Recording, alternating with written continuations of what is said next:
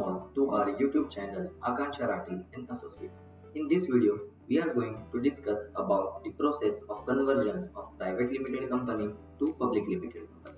Before understanding the process of conversion, let us understand the difference between private company and the public company. The first difference between private and the public company is that private limited company is owned and traded privately, whereas public limited is owned and traded openly on the recognized stock exchange. Word private limited needs to be used after the name of a private company, for example ABC Private Limited, whereas word limited need to be used as a suffix after the name of a public company, for example ABC Limited. Minimum 2 members are needed to form a private limited company, whereas minimum 7 members are needed to form a public limited company. The maximum limit of the members in the private limited company is 200, and in the public company there is no such maximum limit. At least 2 directors are needed in private limited company, whereas at least 3 directors are needed in a public limited company. Shares are not allowed to be transferred in the private company, whereas the share can be transferred freely in public limited companies. Public subscription of shares is not allowed in private limited company, whereas public subscription of shares is allowed in public limited company. Now, let us see the benefits of conversion of private limited company to public limited company.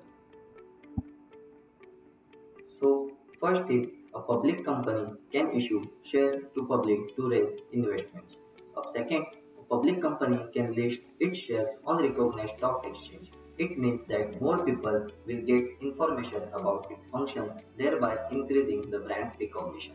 Third, a public limited company can transfer its share in comparison to a private limited company. It means that a shareholder is not bound to be with the company forever and can easily sell shares for a profit.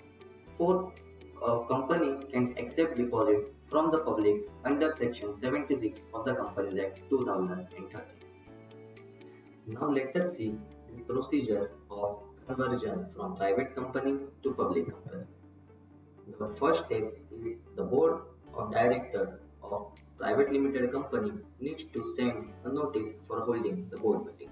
The notice must be sent at least 7 days before the date of board meeting. It must also contain the proposed agenda items of the meeting, like to pass the board resolution for conversion, fix time, date, place and date for extraordinary general meeting. Third, approval of notice for calling EGM together with the explanatory statement. Second step, in the board meeting, the director of the company must approve the following items. First, to approve the conversion of private company to public company. Second, to finalize the list of creditors. Third, to approve the draft of memorandum of association and article of association. Fifth and last is to fix the time, date and venue for holding the EGM. The third step is the director needs to send a notice for the EGM at least 21 days before the date of EGM. Fourth step is to convene an EGM. In EGM, a special resolution for authorizing the conversion of private company to public company should be passed. And shareholder also need to approve the draft of the new AOA and MOA in the meeting. After passing the special resolution, director need to also file a form MGT14 with the ROC within 30 days from the date of EGM. Along with that, director also need to file form INC27 with ROC within 15 days from the date of EGM.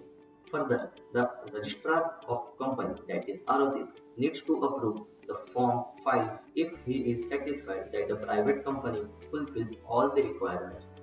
Further, the ROC will issue the certificate of incorporation after the approval of Form MGT14 and INC27.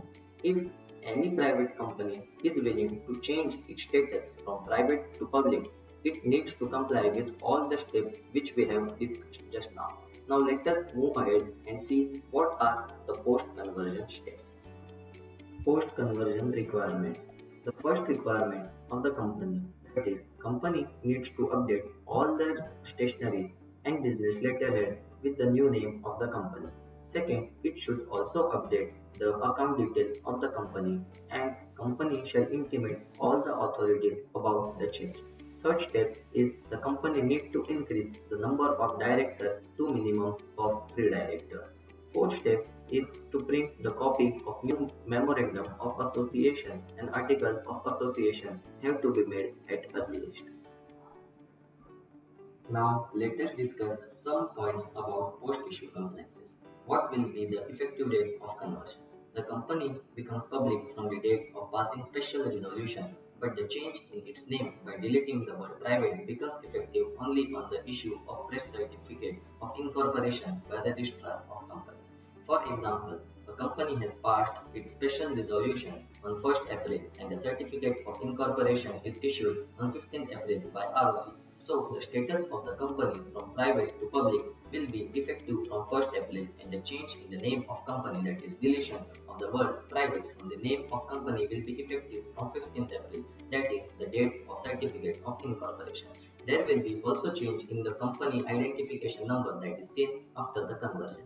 For instance, word PTC, that is for private limited, in SIN will be replaced by the letter PLC, that is public limited. Second, what are the dematerializations required? After conversion from private to public, fresh issue of security shall only be in dematerialized form. Second, company can give offer for issue of any security as bonus, rights or buyback only after ensuring that entire holding of promoters, directors, KMP are in demat mode. Third, any shareholder who intends to transfer its shares shall convert its shares into demat mode prior to the transfer. Fourth, the company shall also facilitate dematerialization of all its existing securities by making necessary application to depository. And fifth, it shall also secure ISIN, that is International Security Identification Number, for each type of security and inform all its existing shareholders about this facility. Third point is about maximum managerial remuneration. It applies to the company after its conversion. If there is one managing director or full-time director or manager in, it shall not exceed 5% of net profit, and if there is more than one such director, it shall not exceed 10%. Section also states that the managerial remuneration cannot exceed 11% of the net profit of the company at any time. Fourth point is company sets up the borrowing limit for board of directors by passing the special resolution in general meeting, and director will require members approval for borrowing above that specified limit. For example, authorized borrowing limit for board of directors is 100 crore. So board of directors can approve loan up to 100 crore without seeking the permission of the members. But at any time company wants to mortgage or borrow more than 100 crore. Let's say if company wants to borrow 120 crores, then members approval is mandatorily required. By this, we are towards the end of this video. For knowing more about this topic, you can contact us on our email ID mentioned below in the description. Thank you so much.